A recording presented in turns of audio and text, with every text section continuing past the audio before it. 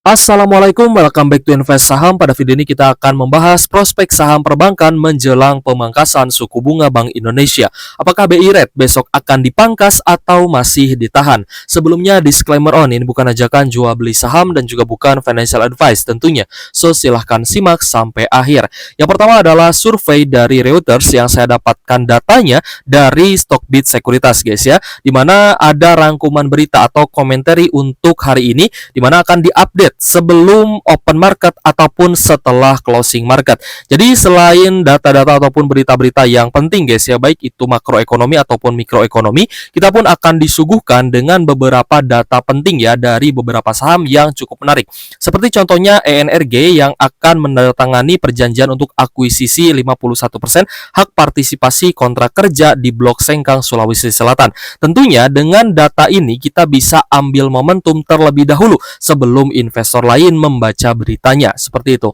Selanjutnya ada berita juga dari Adikarya, ya lalu dari Akra terkait dengan kebakaran smelter tembaga milik PT Freeport, lalu ada saham TOWR, Mark, DRMA, BBKP, Piva dan juga Raja. Ya, tidak jarang juga ini banyak sekali update ya guys terkait dengan aksi korporasi yang dilakukan oleh saham-saham yang ada di komentari Stockbit Sekuritas, seperti itu. Nah, jadi kita akan fokus ya membahas terkait dengan survei dari Reuters, di mana konsensus ekonomi yang disurvei oleh Reuters mengekspektasikan bahwa Bank Indonesia akan mempertahankan suku bunga BI Rate di level 6% dalam rapat Dewan Gubernur pada 16 Oktober 2024 besok. Ekspektasi tersebut berubah ya dibandingkan dengan survei pada bulan lalu setelah Bank Indonesia secara tidak terduga memangkas BI Rate sebesar 25 BPS. Lalu data selanjutnya adalah dari Bloomberg ya guys ya. Pasar ramal BI Rate tetap di 6% tapi tidak aklamasi. Bank Indonesia atau BI menggelar rapat Dewan Gubernur pada hari ini, Selasa 15 Oktober. Hasilnya akan diumumkan untuk besok ya, hari Rabu 16 Oktober 2024. Satu yang ditunggu oleh pelaku pasar dan rakyat Indonesia secara umum adalah suku bunga acuan. Bagaimana keputusannya, apakah akan dipangkas atau ditahan?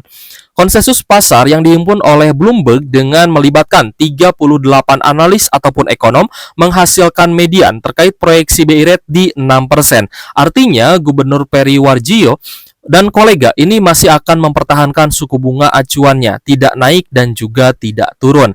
Namun suara pasar tidak bulat atau tidak aklamasi dan ada dissenting opinion. Dari 38 analis dan ekonom terdapat 10 yang bersuara BI Rate bisa diturunkan ya guys ya.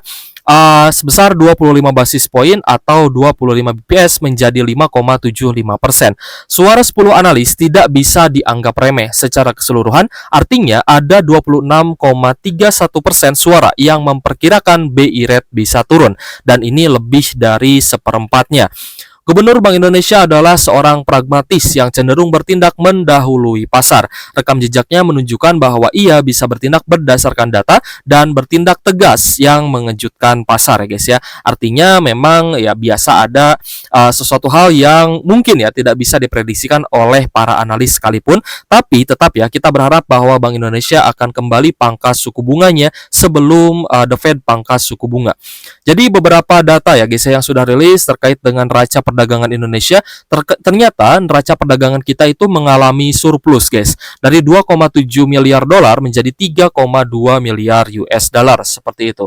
Dan jika kita lihat guys ya, proyeksi pemangkasan suku bunga oleh The Fed yang akan terjadi 3 minggu 2 hari lagi, di mana para analis juga memperkirakan ya bahwa The Fed akan kembali pangkas suku bunga terutama di awal November mendatang.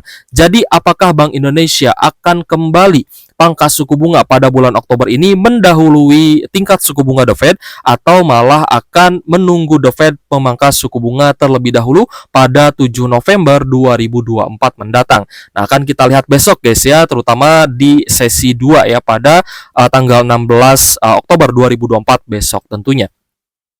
Lalu kita pun mendapatkan kabar guys ya bahwa ada kepastian ya atas Ibu Sri Mulyani yang akan menjadi Menteri Keuangan lagi, dan respon pasar ini cukup positif. Terutama hari ini kita melihat saham-saham perbankan itu rata-rata mengalami kenaikan. Ada saham BBRI yang hari ini naik 0,41% dan closing di Rp4.920 per saham.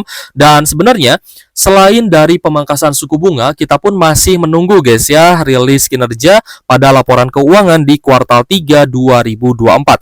Ada salah satu keuntungan jika teman-teman menggunakan Stockbit Sekuritas guys ya. Salah satu sekuritas saham yang terbaik yang saya gunakan juga, baik untuk analisa saham ataupun untuk investasi juga. Karena ya tentunya kita akan mendapatkan notifikasi terkait dengan laporan keuangan dan juga rilis kinerja kuartal 3 2024 guys. Dan kita bisa menganalisa secara cepat guys ya, karena data-data yang ada di laporan keuangan itu akan langsung diupdate secara real time pada Q-Stats yang ada di Stockbit Sekuritas. Jadi nanti di sini akan diupdate ya pada kuartal 3 2024 apakah net income-nya mengalami kenaikan baik secara year on year ataupun secara kuartalan. Begitu juga dengan EPS-nya akan mengikuti dari update net income-nya. Lalu dari revenue juga akan diupdate guys ya, apakah memang ada kenaikan atau sebaliknya malah ada penurunan, sehingga kita bisa merespon dengan cepat guys ya updatean yang ada dari laporan keuangan tersebut, karena pastinya akan diupdate secara real time melalui Q-Stats yang ada di aplikasi Stockbit seperti itu. Dan selain itu juga akan diupdate ya terkait dengan valuasi, misal PE ratio dan juga PBV. Lalu dari balance sheet juga pastinya akan diupdate. Ya, lalu dari sisi profitabilitas ya, jika profitabilitasnya naik maka angkanya juga akan diupdate dan mengalami kenaikan seperti itu. Dan juga dari ROE dan juga ROA-nya. Jadi cukup membantu guys ya beberapa fitur yang ada di Stockbit Sekuritas ini untuk kita para investor ya, terutama investor pemula yang mungkin tidak punya waktu ya untuk membaca laporan keuangan dari setiap saham yang ada. Jadi kalau misal teman-teman memang sibuk ya dengan pekerjaan, dengan hanya melihat Q-Stats yang ada di Stockbit Sekuritas pun teman-teman bisa melihat guys ya perkembangan dari saham-saham yang teman-teman investasikan. Nanti kita pun akan membandingkan guys ya antara akumulasi dan juga distribusi asing, terutama untuk saham-saham sektor perbankan ini. Lalu selanjutnya ada saham BBNI yang hari ini juga naik cukup tinggi ya, 1,38% di level 5.500-an. Dan kita pun masih menanti ya rilis kinerja kuartal 3 2024, karena kalau misalkan kita lihat pada kuartal 1 dan kuartal 2 2024 ini laba bersih BBNI itu masih naik secara year on year. Jadi masih sangat positif, dan kita pun berharap di kuartal 3 nanti juga masih akan tetap positif guys ya. Jadi saham BBNI ini merupakan saham big banks yang memang secara valuasi itu jauh lebih murah ya dibandingkan dengan saham big banks lain, BBRI, Bank Mandiri dan juga BBCA. BBNI ini secara value atau valuasi itu masih tetap yang termurah. Selanjutnya ada saham Bank Mandiri yang hari ini naik 1,81% di level 7.050 guys ya. Jadi untuk Bank Mandiri sendiri juga ada kenaikan, dan kita lihat memang kuartal 1 dan kuartal 2 untuk laba bersih dari Bank Mandiri ini juga masih sangat positif. Dimana pada kuartal 1 dan kuartal 2 alias pada semester awal di tahun ini, laba bersih dari Bank Mandiri ini masih menunjukkan adanya tanda-tanda perkembangan atau meningkat secara year on year. Jadi kita pun masih menunggu ya rilis kinerja kuartal 3 2024 yang nantinya akan kita update juga ke teman-teman. Selanjutnya ada saham BBCA yang hari ini naik 1,19% di level 10.625, dan kita pun masih melihat kinerja dari BBCA ini menjadi yang terbaik guys ya di antara saham-saham big banks lain. Namun untuk saham BBCA dan juga Bank Mandiri, jika kita lihat secara year to date, maka saham big banks ya BBCA dan juga Bank Mandiri ini mendekati level all time high-nya. Ya secara year to date ini memang kita lihat ya upside-nya tidak terlalu besar, tapi kembali lagi karena ada potensi bisa all time high lagi untuk kedua saham big banks ini, ya maka kita pun melihat bahwa upside-nya bahkan tidak terbatas ya guys ya. Karena ada peluang untuk bisa all time high, apalagi jika kuartal 3-nya nanti bagus hasilnya. Berbeda dengan saham BBNI dan juga BBRI yang secara year to date ya, kita lihat kenaikannya belum terlalu tinggi, alias ya kita lihat sih masih setengah jalan gitu guys. Jadi masih terbuka lebar guys ya untuk prospek kenaikan dan juga proyeksi dari upside ya saham BBRI dan juga BBCA ini. Nah bahkan untuk BBRI sendiri ya secara year to date ini masih minus 13,3%. 0,3%. Tapi saya cukup yakin BBRI pun masih bisa all time high jika kuartal 3 ini hasil dari laba bersihnya bagus dan pastinya masih akan rutin bagi dividen gitu guys ya. Nanti kita akan menunggu ya dividen interim dari BBRI pada awal tahun 2025 nanti dan juga dividen interim dari BBCA pada bulan Desember. Biasanya bagi interim di bulan Desember. Itu guys ya prospek dari saham-saham big banks ya yang bisa saya sampaikan jika kuartal 3-nya bagus dan juga jika besok ada pemangkasan suku bunga, maka ini akan menjadi sentimen yang sangat positif, terutama untuk saham-saham perbankan, khususnya untuk saham big banks.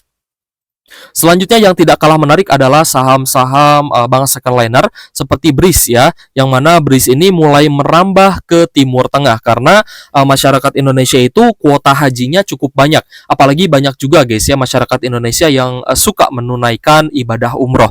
Nah, jadi untuk BRIS sendiri hari ini ada kenaikan tipis 0,67% di level 3020 dan kita lihat secara year to date ya untuk saham BRIS ini memang masih di zona uptrendnya. Tapi tidak menutup kemungkinan BRIS juga bisa lanjut naik lagi dan bahkan all time high jika kuartal 3-nya nanti hasilnya bagus. Nah, sejauh ini di Q1 dan Q2 2024 kita lihat laba bersih dari BRIS ini masih sangat bagus guys ya dan hasilnya ini di atas ekspektasi. Jadi nanti kita akan lihat kuartal 3 dan akan saya update juga ke teman-teman ya terkait dengan laba bersih terbarunya dan kinerja terbaru dari saham BRIS ini untuk Q3 2024. Nah, yang paling hot adalah BBTN ya, karena kalau misal kita perhatikan kemarin BBTN ini sempat melonjak tinggi lagi ya dari di bawah 1400 mulai naik kembali dan mendekati level 1500 lagi. Dan secara year to date ada kenaikan 17%. Kita lihat hari ini juga masih naik 0,68% ya guys ya, close di 1490. Dan yang menarik dari BBTN adalah akan adanya penghapusan pajak ya, terutama untuk pembelian rumah dan juga ini pastinya akan sangat positif untuk saham-saham sektor properti.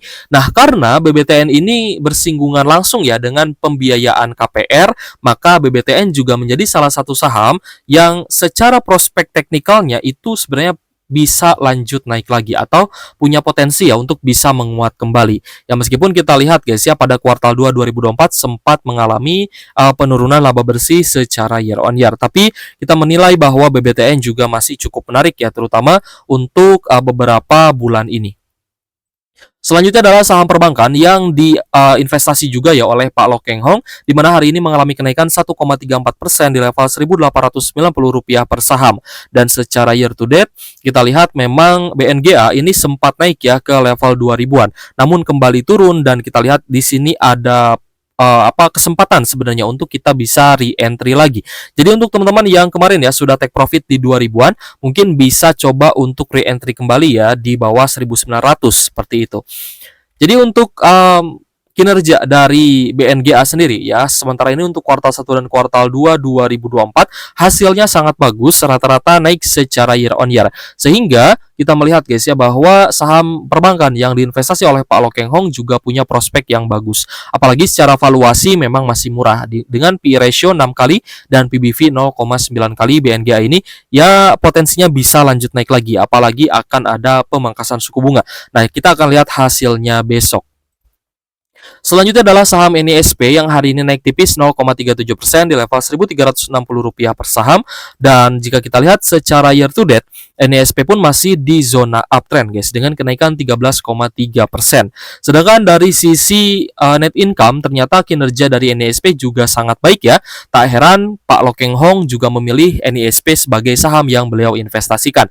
Selain dari valuasinya yang murah dengan PER 6 kali dan PBV 0,8 kali, secara kinerja saham juga NISP ini cukup bagus, apalagi NISP ini sudah mengakuisisi Bank Commonwealth. Dan nanti kita akan lihat guys ya hasil dari akuisisi tersebut apakah akan tercermin di laporan keuangannya atau tidak.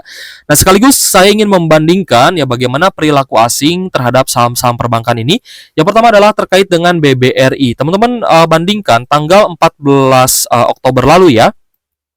Tanggal 14 Oktober itu net sale-nya mencapai 165 miliar. Sedangkan hari ini tanggal 15 Oktober net sale-nya berkurang menjadi 54 miliar. Nah, hal ini kita lihat adalah tanda-tanda rebound-nya saham BBRI.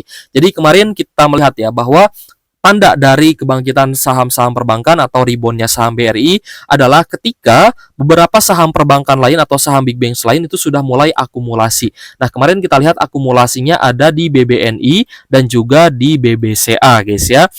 Jadi meskipun BBRI kemarin sempat net sell 165 miliar, tapi saya sudah bisa melihat bahwa ada peluang untuk BBRI bisa kembali menguat. Ya meskipun tadi sempat menguat guys ya, cukup tinggi, sempat mau ke level 5.000 tapi kembali turun, ya it's okay lah ya. Yang penting kita melihat memang ada peluang yang cukup menarik nih di saham BBRI.